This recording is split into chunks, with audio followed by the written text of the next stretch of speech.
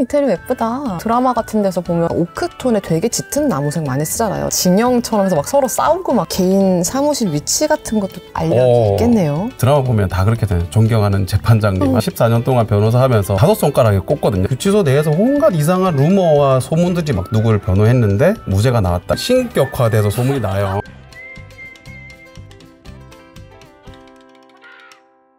안녕하세요. 알고 보니 오피스 MC를 맡은 퍼플식스 스튜디오 이다정입니다. TV에서 보는 변호사는 법정에서 변론을 하는 모습인데요. 실제 변호사분들이 어디서 어떤 일을 하시는지 오늘 한번 파헤쳐 보도록 하겠습니다. 안녕하세요. 반갑습니다. 자기소개 한번 부탁드리겠습니다. 법무법인 CU의 최재원 변호사입니다. 저희 사무소는 이제 서울과 부산 이렇게 두 군데 있고 부산을 제가 맡아서 운영을 하고 있습니다. 14년 차 정도 됐고요. 지금 법무법인 CU에서 이제 같이 일한 거는 한 4년, 5년 정도 됐습니다. 창립 멤버고요. 주로 다루는 분야는 기업 자문, 조세, 관세 쪽. 그러면 영상을 보면서 변호사님의 업무와 일하는 공간을 한번 살펴볼까요? 출근길로 영상이 시작되네요. 인테리어 예쁘다. 이렇게 바로 오피스로. 네, 저기가 제 방입니다. 아, 방이에요? 전체적으로 좀 분위기가 화이트 톤으로 밝죠?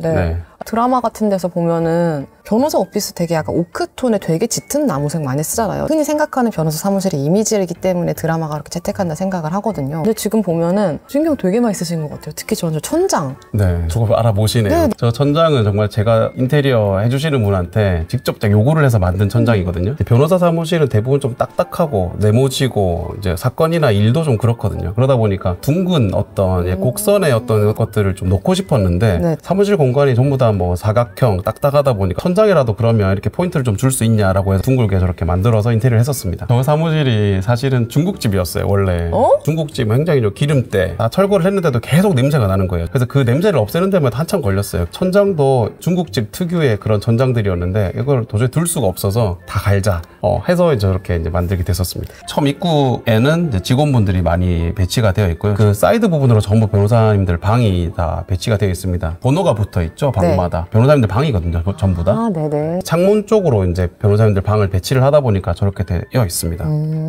그러면은 우리 오피스가 그래 좀 다른 로펌 오피스 약간 일반적인 데랑 좀 차이가 있다면 어떤 게 있을까요? 가장 큰 거는 말씀 주신 것처럼 굉장히 좀 밝죠. 로펌에서 저렇게 밝은 분위기의 사무실이 잘 없습니다. TV나 드라마를 봐도 대부분 좀 무게감이 굉장히 있다든지 중후한 느낌에 있는 인테리어들이 많은데 같이 이제 창업을 해서 법무법인을 운영하는 제 동료들, 파트너들이 다 젊어요. 나이가 제일 많거든요.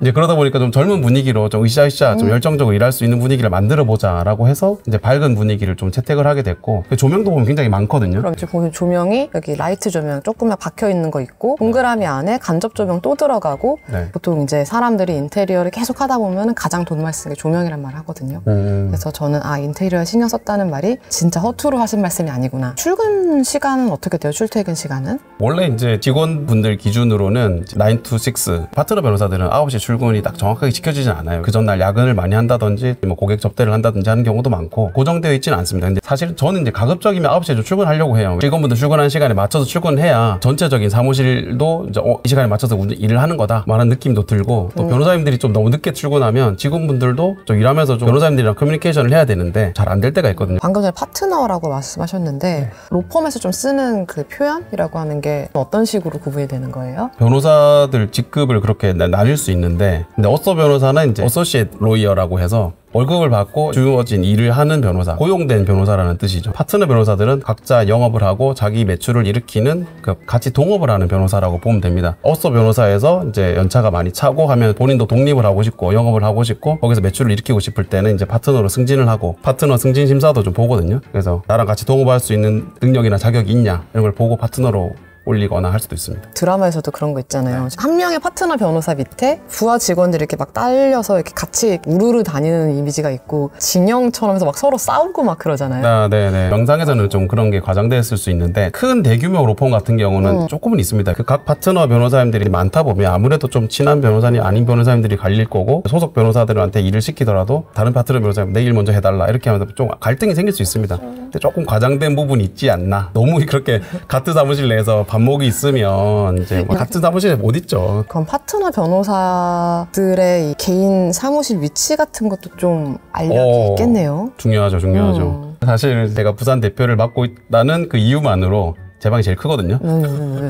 그리고 이제 제일 채광이 제일 잘 되는 곳에 사실 있기도 합니다. 근데 알력 싸움으로 한 건 아니고 연차가 높거나 존대하는 선배 변호사다라고 하면 좋은 방을 좀 배치를 해드리고 아닌 분들은 이제 다른 방들을 서로 골라서 하는데 그 고르는 과정에서도 서로 이제 저 방 왜 내가 하려고 했는데 그럼 좀 서운하거나 그런 거 생길 수는 있죠. 파트너들은 이제 각 방을 한 명씩 배정을 한다고 했잖아요. 고객들이 그 파트너 변호사님 방에 가서 좀 비밀스러운 상담을 할 수도 있거든요. 네. 그래서 옆방에 이제 방음을 하는 게 굉장히 중요하기도 합니다. 책장이 배치가 돼 있잖아요. 책장 뒤쪽으로 다른 옆에 변호사님 방이 있어요. 이유가 뭐냐면 책장을 저렇게 두껍게 만들면 그 책들이 다 이제 한번 커버를 해주기 때문에 방음이 잘 돼요. 빈틈이 없어서 이중으로 이제 방음이 되는 거죠.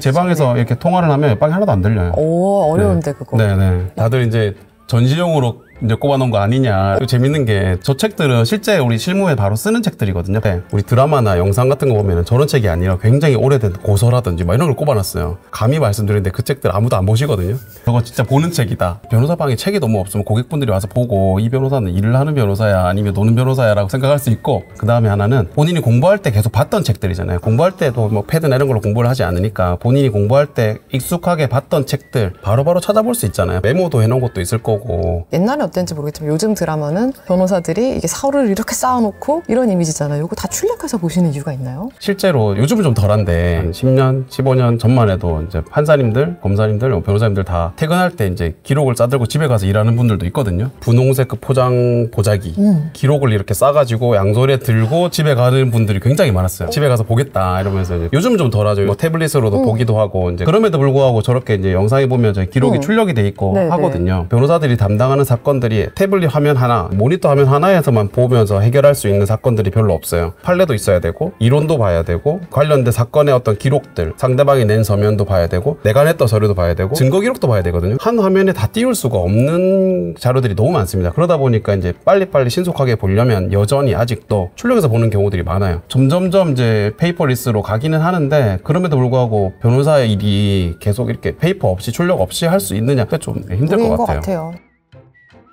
어머, 저거 뭐예요? 회의실 내에 이렇게 곡선을 둬서 유리 칠판이거든요. 근데 글래 칠판을 저렇게 곡선으로 이렇게 회의하면서 메모도 할 수 있고 이미지도 좀 누그러뜨릴 수 있고. 네, 여기는 저희 9층 사무실인데 테라스가 저렇게 있거든요. 직원분들이나 변호사님들이 일하다가 좀 머리 식히고 싶을 때 바람 좀 쐴 수 있게, 비 오거나 이럴 때도 잠깐 나와서 이제 좀 쉴 수 있도록 옥상에 나와서 이제 밖을 멀리 쳐다보고 하다 보면 보통 이제 변호사들이 대부분 이제 앞에서 바로 기록만 보고 온도 침침하고 하니까 나와서 멀리서 보고 시력 보호도 좀 해라. 산세가 다르다 진짜. 이제 일을 시작하시는군요. 의뢰인이랑 상담할 때는 네. 밖에서 소리 좀 들리는 거 민감해하시긴 하겠어요. 최대한 이제 방음이 좀 잘 되도록 신경을 많이 써서, 이게 유리도 굉장히 두꺼운 유리거든요. 아, 안개 시트 붙여놓으신 것도. 보통 비밀 유지를 좀 하기 위해서 조금 아래 위로는 좀 열어놓고 고객이 누가 앉아 있는지는 바로 볼 수 없게끔. 보통 이제 휴게실에서 커피 한 잔씩 합니다. 저기 좀 쉬어갈 때, 이제 점심 직후 또는 이제 중간에 쉴 때 한 잔씩 하는데, 이제 사무실 방에서만 일을 하다 보면 좀 답답할 수 있잖아요. 왜 카페 가서 일하면 더 잘 될 때. 뭐 그런 느낌을 조금 주기 위해서 저기 휴게실 공간을 저렇게 만들어 놨고요. 네, 저기 탕비실인데 여기 저희 사무실 직원분들이 주로 많이 이용하는 곳이고, 냉장고 옆에 오른쪽 작은 거 그게 세탁기거든요. 오피스용 세탁기인데 이렇게 뭐 닦다 보면 테이블을 닦거나 하면 이제 걸레 같은 게 생기거든요. 행주 같은 거. 네, 그런 거 막 직원들이 뭐 장갑 끼고 막 빨고 하는 게 사실 시간도 아깝고, 첫째 보기도 좀 그렇고 해서 세탁기 돌려라. 역시 5분 단위로 시간을 청구하는 변호사 사무실.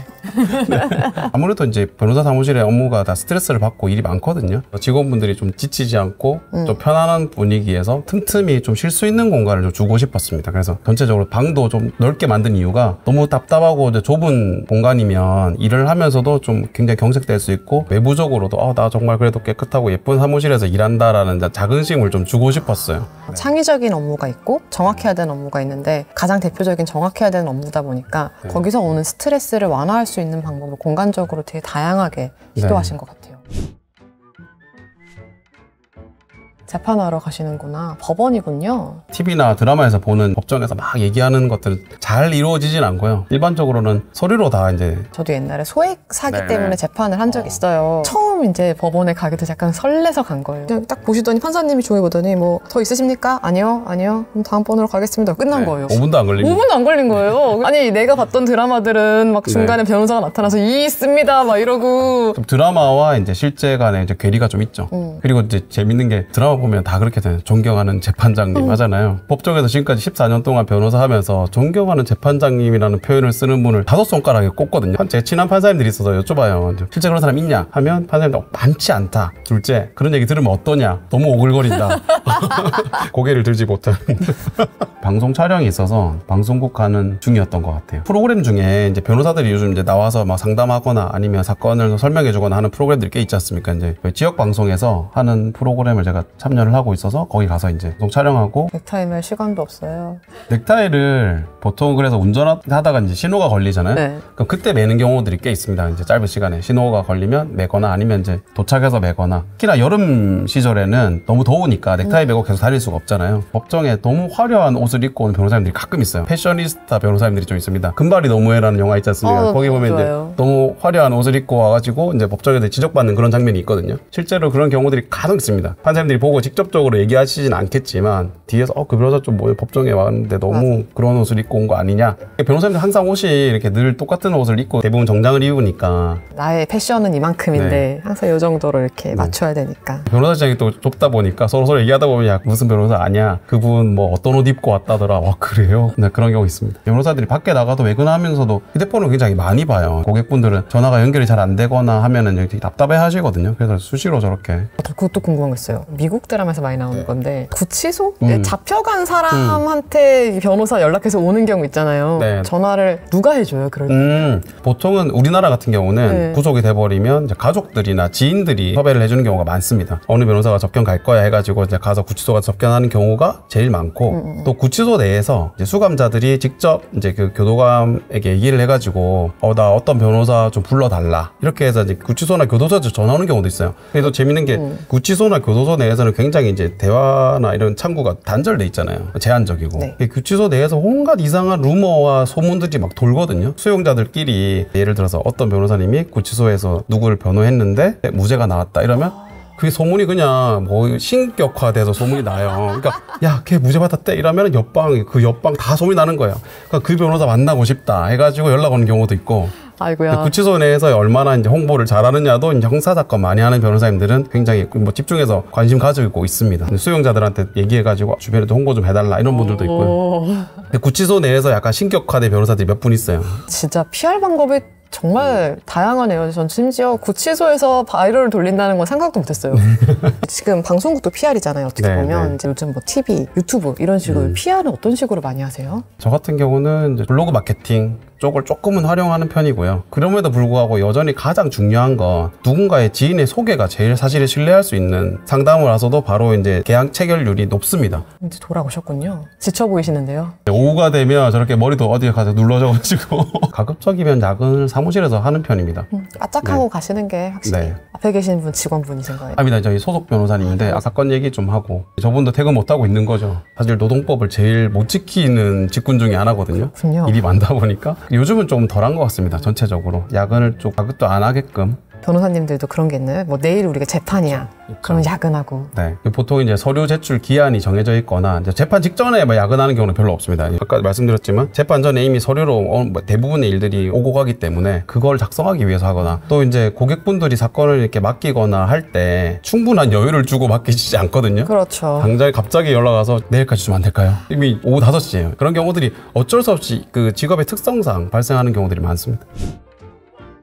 네, 오늘 이렇게 변호사의 업무 공간과 업무에 대해 살펴보았는데요. 오늘 어떠셨나요? 제가 근무했던 환경들, 내용들을 보니까 저도 좀 새롭긴 한데 보완해야 될 부분이나 이렇게 하면 좋겠다라는 생각을 좀 많이 하게 된 것 같아서 만약에 다음에 제가 또 사무실을 더 이제 확장을 하거나 새로 옮긴다고 하면 조금 그런 동선이나 직원들의 업무 구조라든지 구체적인 자석 배치까지도 신경을 좀 쓸 수 있지 않을까? 너무 멋진 대표님이신 것 같아요. 보면서 아까도 짧게 말씀드렸지만 네. 되게 가장 정확해야 되는 오피스의 전형이라 생각을 했어요. 그러다 보니까 리프레시가 필요한 순간들이 많았던 것 같고 그거에 대해서 어떻게 대응을 하는가 작은 공간일지라도 잠깐 이제 리프레시를 할 수 있는 공간을 제공하는 되게 중요한 오피스가 되겠구나. 변호사님의 오피스를 살펴보았습니다. 다음에 보고 싶은 공간 있으시면 댓글 남겨주세요. 감사합니다.